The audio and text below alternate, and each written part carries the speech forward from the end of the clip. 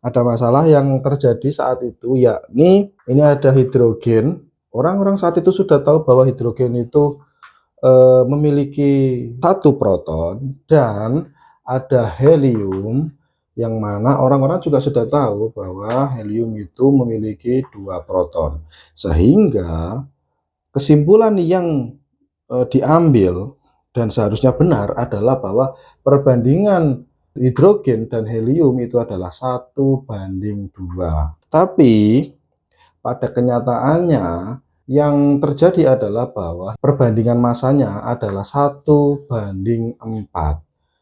Tidak tidak sama dengan kesimpulan yang diambil ketika sudah menemukan proton. Nah, ini dari mana kok helium punya 4 ini?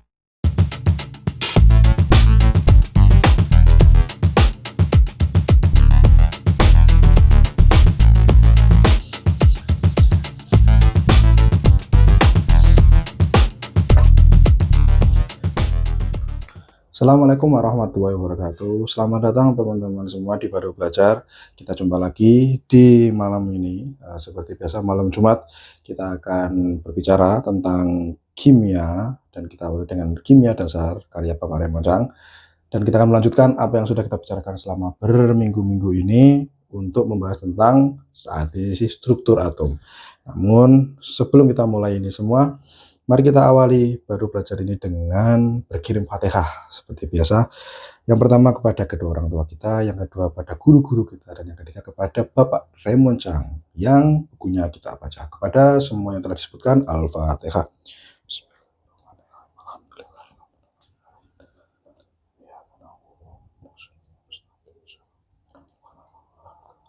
Amin.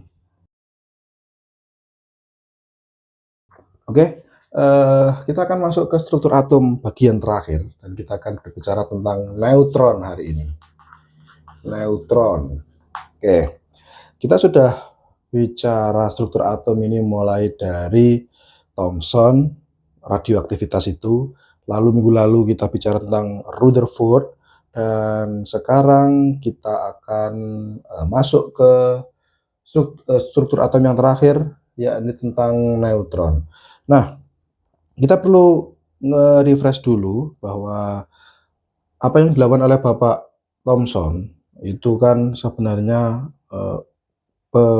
mendiscover atau akhirnya menemukan ada materi subatomik di dalam atom yang bermuatan negatif yang disebut elektron itu. Lalu minggu lalu kita bicara Rutherford itu akhirnya menemukan bahwa atom itu ada intinya. Jadi bukan seperti sesuatu bola itu tidak ada intinya, tapi ada intinya, dan intinya itu bermuatan positif lalu diberi nama proton itu. Nah, ternyata ada sesuatu yang masih jadi PR, disebutkan di sini bahwa model Rutherford menyisakan masalah penting yang belum terpecahkan. Jadi sampai masanya Rutherford masih ada satu masalah yang belum terpecahkan, dan ini penting, yakni tentang perbandingan massa hidrogen dan helium.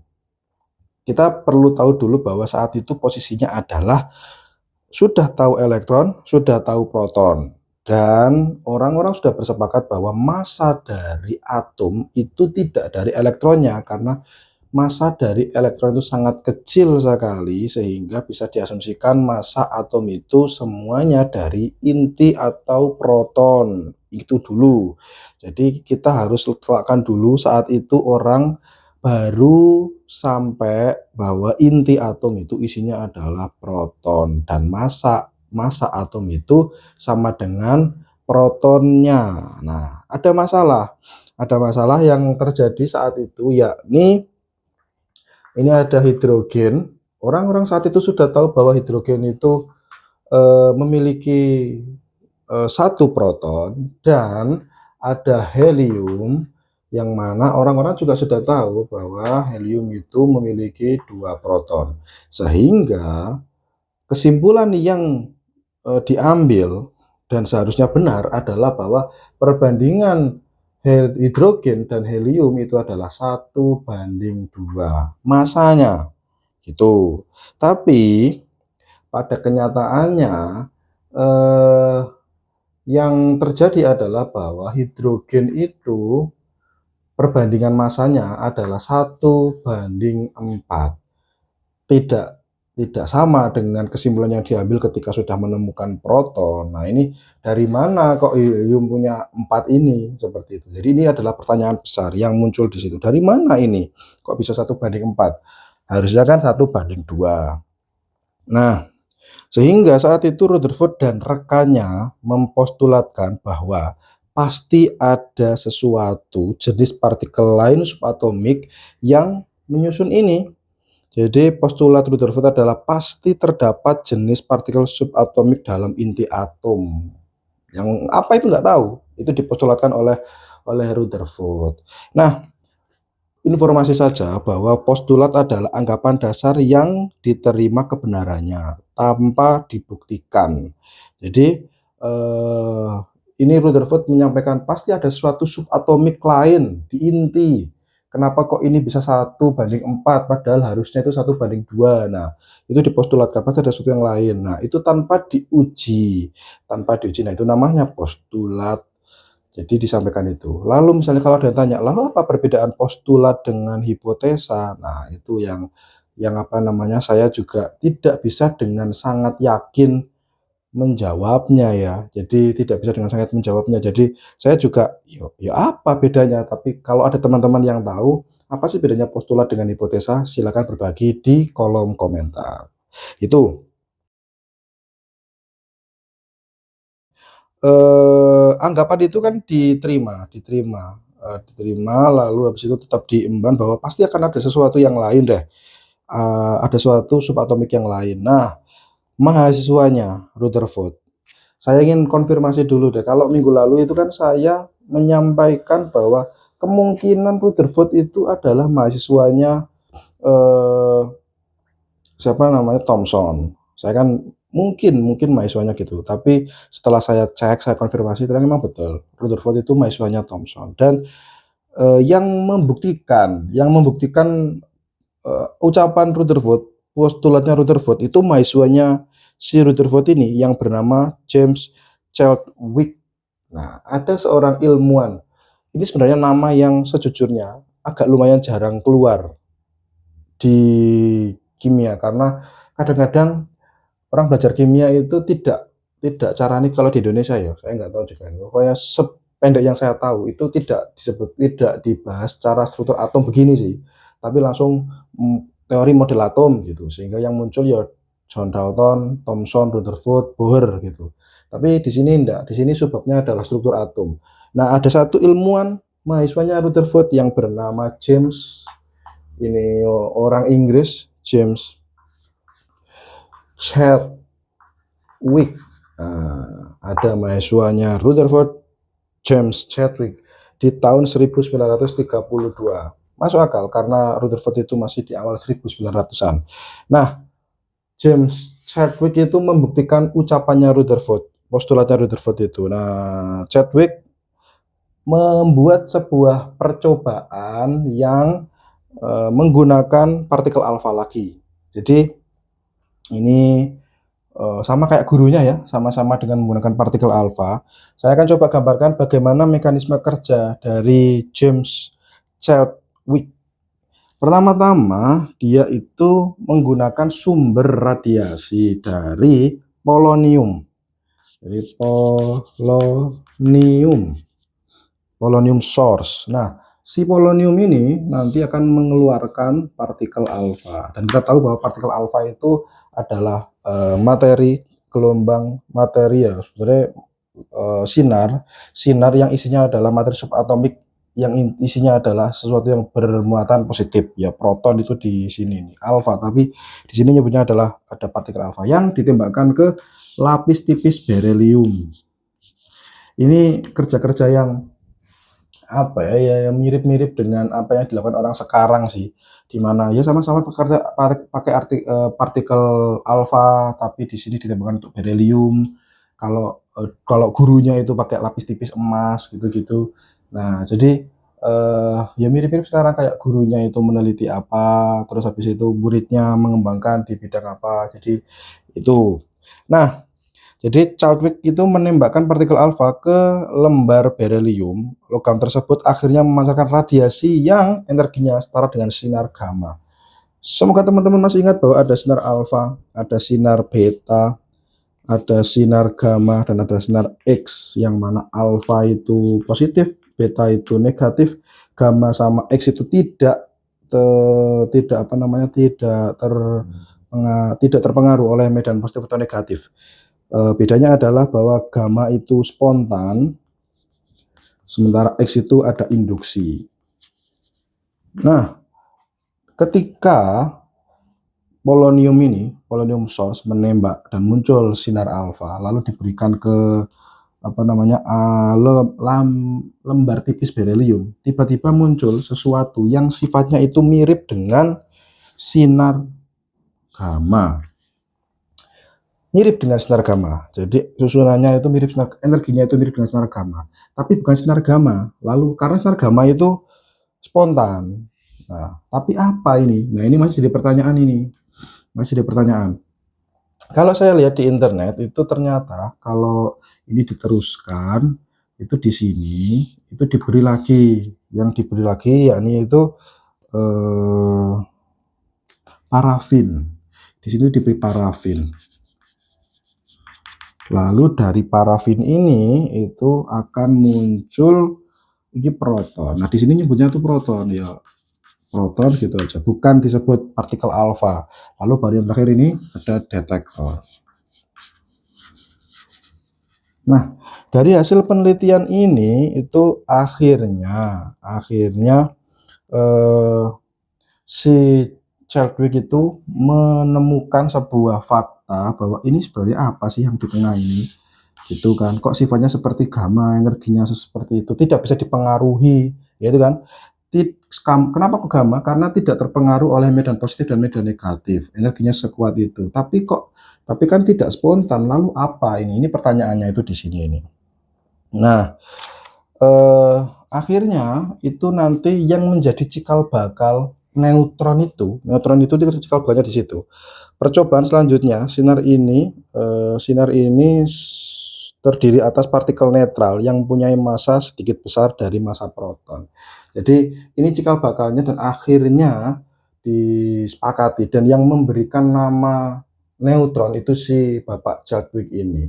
Jadi kenapa sih kok ini mirip partikel alfa, beta, gamma? Karena neutron, lagi kan noun nggak tahu ini, neutron itu netral, tidak bisa diinduksi oleh positif atau negatif.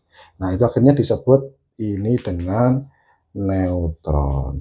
Nah, akhirnya seperti itu. Nah, Pak James Chadwick ini juga mengukur massa dari si neutron ini, sudah ditemukan bahwa massanya itu mirip dengan proton, tapi dengan massa yang lebih besar sedikit.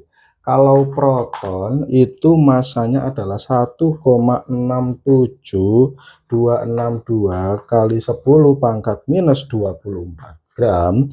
Kalau neutron itu 1,67493 kali 10 pangkat 24 gram gitu. Nah, kan mirip-mirip tuh ini 672, ini 674. Jadi mirip-mirip dan agak besar neutron sedikit. Kalau digambarkan secara lebih, ya karena ada reaksinya ternyata, tapi ini reaksi yang ada di internet, saya tuliskan. Dan kenapa sih kok bisa muncul ini nih, sesuatu yang nggak tahu ini?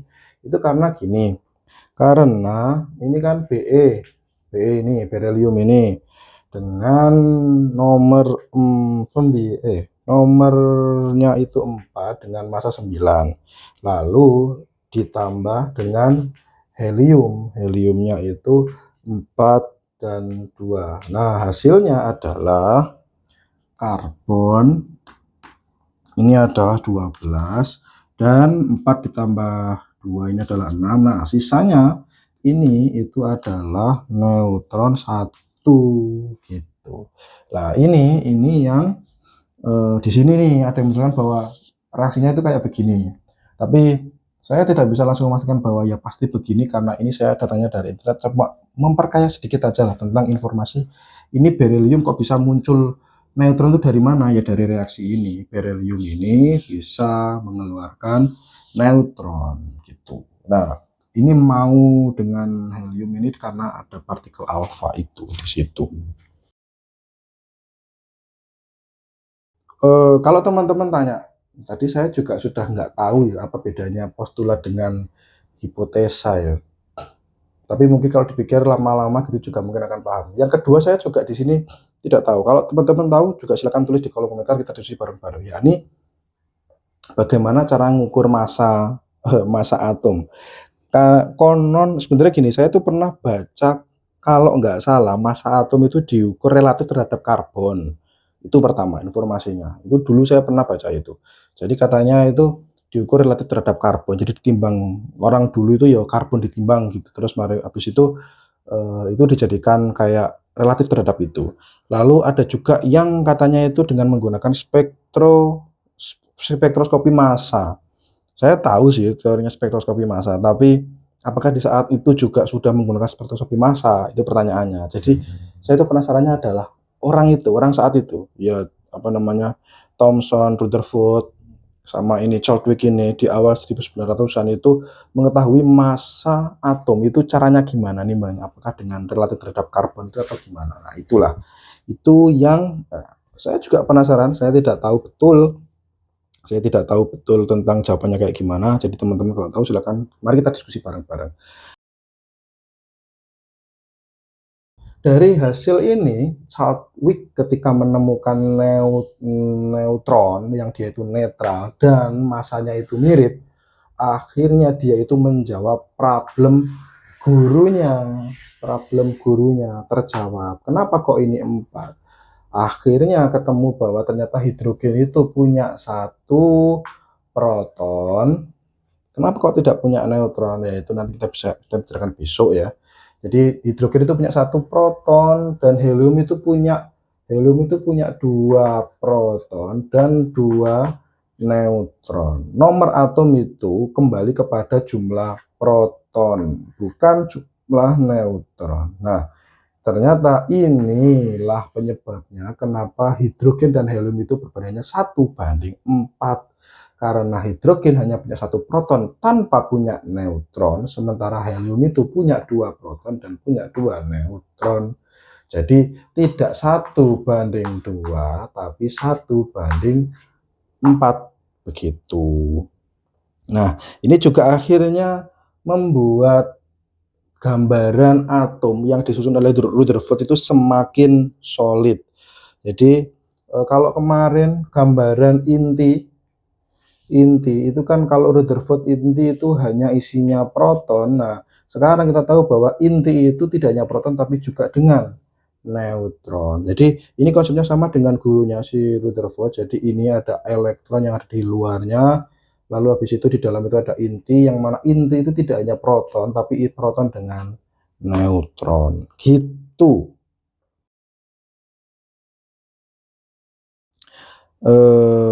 Nah, akhirnya perjalanan ini sudah lengkap. Kita sudah melengkapi seluruh partikel subatomik. Kita sudah mendiscover elektron. Minggu lalu kita mendiscover tentang adanya proton dan itu ada di inti. Dan sekarang problem ini akhirnya terpecahkan dan akhirnya muncul satu materi subatomik lagi, yakni neutron. Gitu. Jadi itu. Meskipun ada materi yang lebih sub lagi. Jadi di dalam neutron itu ada lagi. Itu teman-teman fisika yang mempelajari itu. Tapi di dunia kimia kita lebih familiar dengan subatomik ya 3 itu, yakni elektron, proton, dan neutron saja. Dan itu sudah cukup untuk saat ini. Saya bilang untuk saat ini. Kita nggak tahu untuk masa depan. Mungkin ada yang berubah. Kenapa? Karena saya bagian dari orang yang mengalami, meskipun ini kejadian sudah lama ya, saya bagian dari orang yang mengalami bahwa dulu kimia itu dipengaruhi reaksinya dengan menggunakan elektron valensi. Tetapi ketika dunia nanopartikel itu sangat berkembang, akhirnya bahwa sifat dari sebuah materi itu tidak hanya dipengaruhi oleh elektron valensi, tapi juga termasuk ukuran nanonya. Nah, itu ada sesuatu yang berubah. Jadi saat ini kimia itu cukup dengan elektron, proton, dan neutron, tapi kita nggak tahu besok-besok akan ada sesuatu yang berubah. Nah, kita itu harus siap-siap untuk menyongsong perubahan itu. Jadi dan mau berubah. Meskipun kita tahu bahwa perubahan sains itu tidak, ya jalannya itu tidak sangat cepat, tapi discover pelan-pelan gitu. Nah, dari ngaji yang hari ini saya itu juga menemukan sebuah sebuah apa ya, fakta yang menarik tentang sanad. Sanad itu kan sesuatu yang sangat identik di pondok pesantren, bahwa gini, kayak misalnya saya tahu ayat ini maknanya begini, diterjemahkan begini, tafsir begini itu dari guru saya ini. Guru saya ini tuh belajar dari gurunya belajar dari gurunya lagi. Terus sampai sang maha guru Nabi Muhammad, kan gitu. Itu sanad. Nah, dari sini yang menarik adalah bahwa oh ini juga sanad. Sanad. James Chadwick itu belajar dari gurunya Rutherford. Rutherford juga belajar dari gurunya Thomson gitu kan. Nah, itu terus ada sanadnya. Jadi Thomson nurun punya anak murid namanya Rutherford, Rutherford punya anak murid namanya John Chadwick, dan satu rangkaian ini semuanya ada di Inggris. Kalau nggak salah kemarin di Cambridge atau mana itu universitasnya. Tapi kalau nggak salah John Chadwick juga berkarir juga di Manchester University, pokoknya di Inggris lah ini. Dan sama-sama mereka bertiga itu mendiscover struktur atom dan menjadi pondasi yang kuat untuk kita saat ini. Ada sanatnya, ternyata saya ada sanatnya, dan itu menarik biar kita jalurnya itu jelas, nggak terus datang dari mana ya nggak tahu, tadi lihat seliweran aja nggak, tapi saya tahu dari ini tuh guru saya tahu ini tuh dari gurunya lagi, dan terus, dan itu kan akhirnya jelas, apa yang kita ketahui itu jelas, tidak asal tahu gitu loh, jadi tahunya itu jelas gitu. Oke, ini yang menarik yang saya temukan dari ngaji hari ini, dan saya baru menemui sanad ini itu di hari ini. Bahkan dulu ketika ketika saya masih jadi mahasiswa di universitas juga enggak tahu ada sanad seseru ini di kimia. Oke, sudah cukup. Terima kasih untuk pertemuan kali ini. Tidak cukup panjang karena memang singkat saja tentang neutron ini. Minggu depan kita sudah ganti ke subbab, bukan subbab struktur atom lagi, sudah ganti. Terima kasih, semoga ada manfaatnya, khususnya buat saya, umumnya buat teman-teman semua. Kita jumpa lagi minggu depan dengan prinsip yang sama. Dikit-dikit aja yang penting istiqomah. Saya akhiri, assalamualaikum warahmatullahi wabarakatuh.